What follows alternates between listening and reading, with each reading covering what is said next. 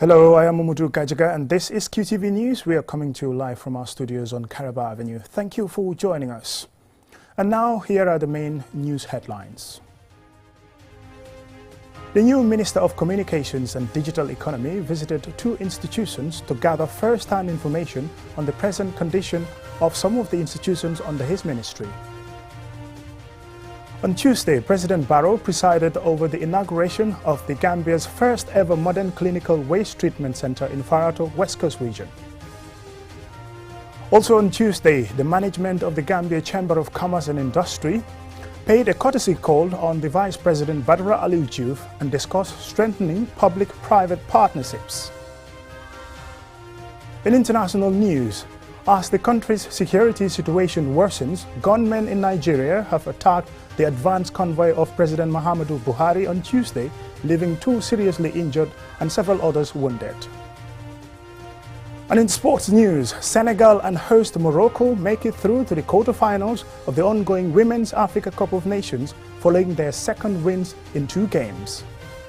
Those were the main stories, and join us later for the details.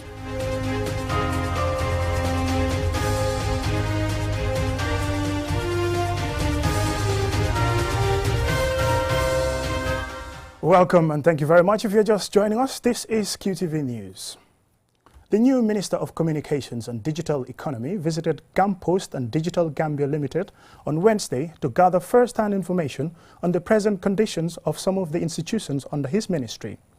In an interface with the minister, Gampost and Digital Gambia Limited disclosed their operational challenges, including infrastructure, human resources, and financial constraints. Mamadou Lamin Choi has more. Just nearly a week after being sworn in as the Gambia's first ever Minister of Communications and Digital Economy, Usman Eba is on a familiarization tour of some of the key institutions under his ministry to learn about their operational status and conditions. First on his itinerary on Wednesday is Gampost, and to take him on a guided tour is Gampost Managing Director Abdoulaye Tambido together with his staff. The Gampost Managing Director disclosed to the Minister that they have not been able to retain staff, particularly at senior management level, with some leaving for better paid jobs due to financial challenges. The state-owned enterprise provides postal and banking services with 14 branches across the country. However, the Minister is informed that certain areas have not been profitable due to low returns. On its banking services, which provides money transfers, the Minister is informed about inadequate human resources and ICT infrastructure. In this regard, Gampost operates in a sector that is increasingly dominated by private sector mobile operators. Another concern is the lack of regulations of the Gambia's postal sector, which reportedly poses challenge to Gampost operations.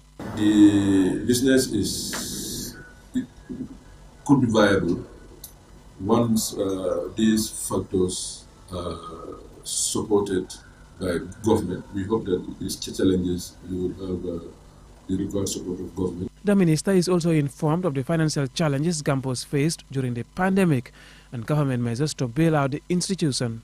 Among plans by Gampost is to diversify its business for more revenue generation as a state-owned enterprise. Minister Barry reacts to the issues highlighted. We have to drive Gampost. No matter where you go in this country, you should hear about us and what we are doing. And I know some of it require funds, some of it require money, definitely. And I will be communicating with my senior team, with my PSC, how best we can bring these ideas to work with your MD. The last place visited is the head office of Digital Gambia Limited, located at the GRTS office complex. Digital Gambia Limited is a subsidiary of the national broadcaster GRTS and was established to serve as the public radio signal distributor. The admin and HR manager of Digital Gambia, Abdoulaye Diop, tells the Minister about one of the challenges facing Digital Gambia Limited. Our major constraint here at this moment right now is to have our platform up and running. That is the number one constraint that Digital Gambia has. Because this digitization dated back since in 2006. As we are talking right now, many countries have migrated from analog to also digital broadcasting. Another challenge facing Digital Gambia is the lack of vehicles for its operations across the country. It has only one to run operational errands for the institution and is currently assigned to its general manager. The staff of Digital Gambia Limited hope that the new minister will help address their challenges. Come up with your ideas, with your plan, and say this is what we want to do, this is what we want to do. Now let us create the policy, go find the funds if that's what needs to be done, and from there we can circle back with you guys on what we think we can do and what we can. Addressing the challenges facing Gampost and Digital Gambia Limited means boosting their operational capacity for opportunities to explore potential that can serve the purpose for which they are mandated. Mahmoud Lamin Choi, QTV News. President Adama Barrow on Tuesday presided over the inauguration of the Gambia's first ever modern clinical waste treatment center in Farato, West Coast region. The $5 million facility is funded by the World Bank Group. Aliou Cisse reports. The foundation stone for this project was laid in April 2021 and the contract awarded to Kurubali Construction. The Ministry of Health, with the support from World Bank, procured the clinical waste treatment equipment from a leading medical waste disposal company. Health officials say the machine can treat 300 kilograms of clinical waste per hour with 99.9% disinfection efficiency. The equipment will be used to treat waste generated in healthcare facilities by microwave disinfection. President Barrow said the new facility is one major step towards improving quality health service delivery in the country as he hails the World Bank support to his government. Waste management is a big challenge for most countries. And it is a bigger challenge when it gets to managing medical waste. Poor infrastructure and insufficient waste management capacity make matters worse for many countries. Against this background, my government resolved to transform the health sector by modernizing the sector's infrastructure. Some of the activities that the World Bank has collaborated with the Ministry of Health include performance-based financing of health facilities nationally and the establishment of the National Health Insurance Authority for the rollout of the National Health Insurance Scheme, among others. The World Bank has also supported the country's economy. Axel van Trotsenburg, the World Bank's Director of Operations, on what is his first visit to the Gambia, said this is a continuation of the partnership with the Gambia.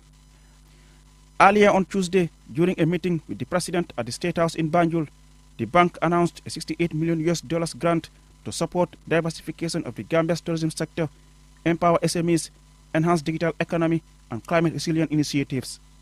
And we, as a World Bank, are committed to work with you, not only today, tomorrow, but in the long term. We see ourselves as a long-term partner of the Gambia. Dr. Ahmad Lamin Samate, the Minister of Health, believes such a facility will further improve the quality health service delivery of the country. He admits that over the years, it has been a problem for the ministry to manage clinical waste from the health facilities across the country, and as a result, it was deemed important to have such a facility. The vision of His Excellency to strengthen the health sector comes into various strategies. One of them is to improve the governance system. We inherited very poor governance structures in the health sector. To ensure that there is efficiency, transparency, and accountability. And Your Excellency, we are happy to tell you that these goals of yours are being pursued with a lot of vigor. On the safety of the environment and that of the operators, the assurance was given that there will be no harmful emission as the air treatment vessel disinfects the airflow and prevents smaller particles from escaping. There are also built-in safeguards to monitor efficiency and safety of the operators, such as weight control of the load and injury prevention mechanism, respectively. President Barrow also inspected the ongoing construction at Farato of a National Emergency Treatment Center Intensive Care Unit, a nearby facility also supported by World Bank. He expressed satisfaction with the progress of work. Reporting for QTV News, I am Aliou Cisse.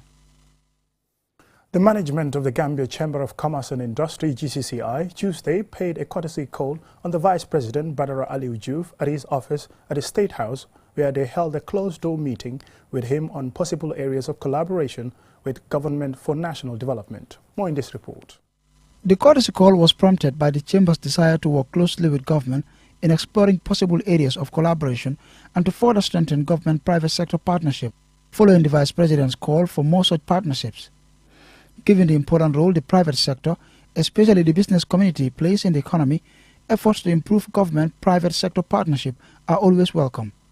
Idris Hamas Job, President of the Gambia Chamber of Commerce, explains some of the issues discussed with Vice President Badara A. Juf. Therefore, related to the land tenure system and the way it is organized. So we were very pleased with his immediate reaction and the engagement of his colleagues immediately to have another discussion on the possible ways that we can improve private sector participation in agriculture.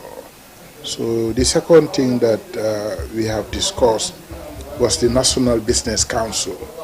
The Business Council has been dormant for quite a while. He also disclosed that among other issues, they discussed ways to revive the Business Council that has been dormant lately.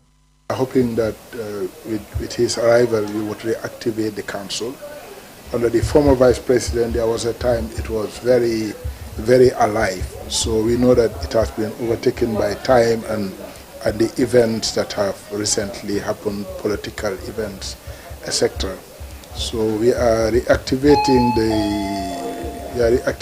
the Business Council, which is a council of 5 critical ministries.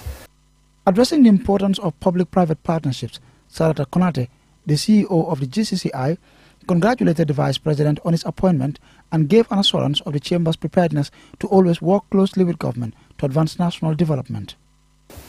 If you know, public and private sector is one of the most natural partnerships in the world, and it's only best if we continue to nurture its progressiveness, continue to foster more understanding and cooperation between public and private sector. And that was what the essence of the meeting, which was very encouraging indeed.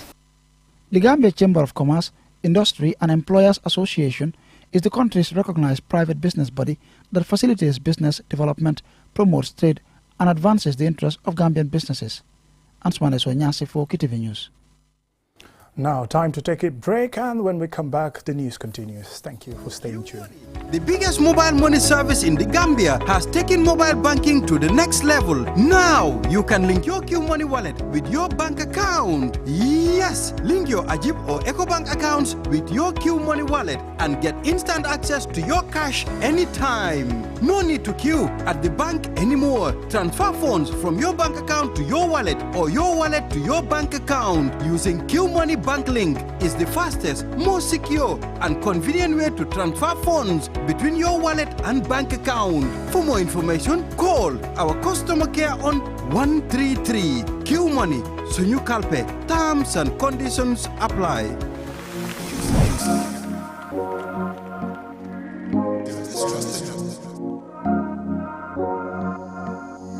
As the fastest growing GSM company in the Gambia, QCell has the widest 4G plus coverage in the country, 3 times faster internet speed than our competitors. So switch now and dial *335# and enjoy what true 4G feels like. QCell, the Gambia's trusted network.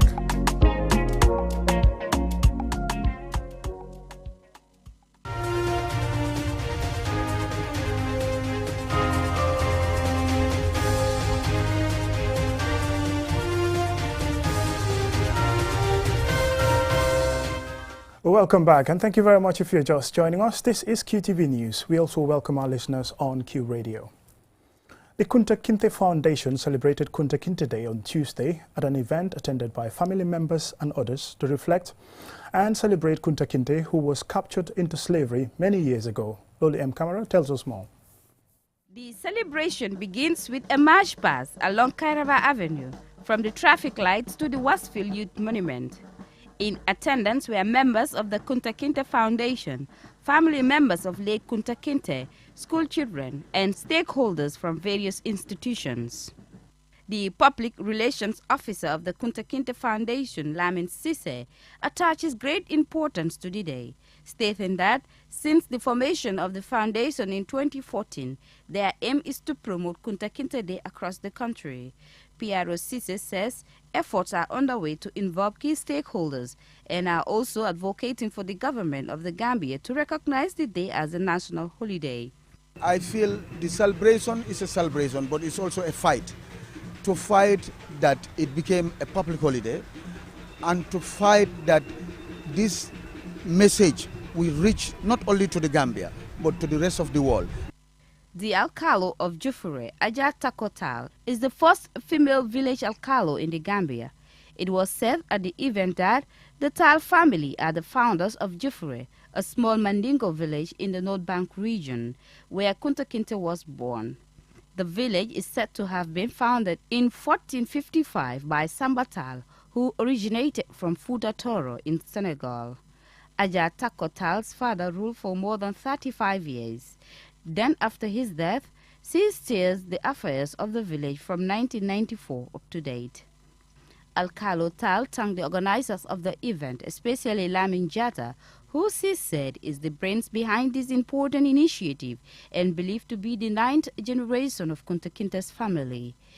Sheikh Omar Jallo, the Director of Literature and Performing Arts at the National Center for Arts and Culture, said his institution has been supporting the initiative since it was founded.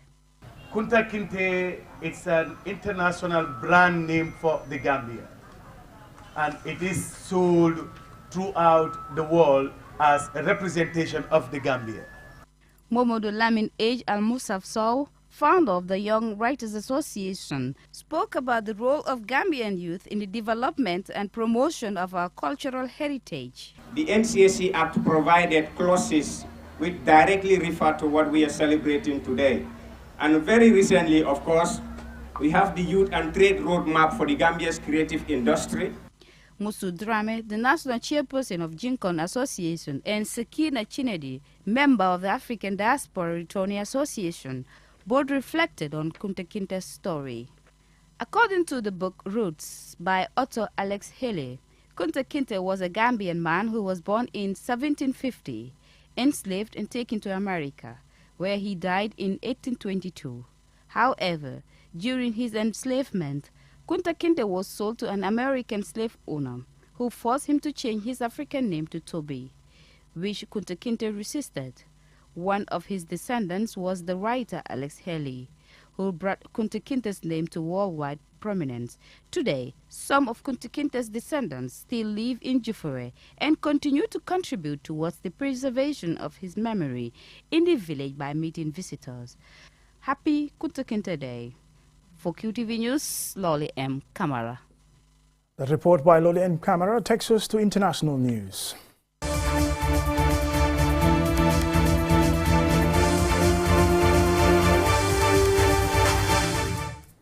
In international news, gunmen in Nigeria attacked the advance convoy of President Muhammadu Buhari on Tuesday, leaving 2 seriously injured and several others wounded. The incident comes hours after a prison in Kuje was allegedly attacked and set ablaze by unknown gunmen. The incidents have left many worried and demanding swift action from the government. More in this report. The incident has left many in shock and heightened security concerns in the country, with many questioning government's capacity to deal with armed attacks and violence. Prior to the attack on the president's convoy, a police station was allegedly attacked by unknown assailants, a Chinese national kidnapped, and the prison in Kuje also reportedly attacked, 436 prisoners freed, and the prison complex set ablaze. With concerns over security rising when the country is preparing for next year's presidential elections. Attacks on public places are not uncommon in Nigeria, especially considering the numerous Boko Haram attacks. Over the years, the Islamist group has carried out attacks on public places, jailbreaks and kidnappings. However, an attack on a presidential convoy exposes the fragility of the country's security, leaving many feeling helpless. In the wake of the attacks, the government has announced that the army has taken control of the prison and vowed to respond to these attacks with full force. In 2020, 5,000 inmates are said to have escaped during jailbreaks conducted by members of the ISIS-affiliated militia group Boko Haram. Regarding the attack on the president's advance convoy, Garba Shehu, President Buhari's spokesman, told local media the convoy included an advanced team of security guards, protocol and media officers. The attackers opened fire on the convoy from ambush positions but were repelled by the military, police and DSS personnel accompanying the convoy, Shehu said. Shehu added that 2 persons in the convoy were receiving treatment for minor injuries they suffered and that all the other personnel, staff and vehicles made it safely to Daura, the president's hometown, where he is expected to perform the Eid prayers. Meanwhile, a police spokesman in Katsina said an assistant commissioner of police, Aminu Omar, and another police officer were killed in a terrorist ambush in Dotsinma the same day. Over 300 terrorists on motorcycles are said to have participated in the attack in Dotsinma. With the reported killing of the 2 police officers in Dotsinma, local media is reporting that over 40 security personnel have now been killed by non-state actors in the last week alone. Government assurances of having the security situation under control are sounding less and less convincing to citizens. Answane Sonyase for KTV News. And now to some sports news.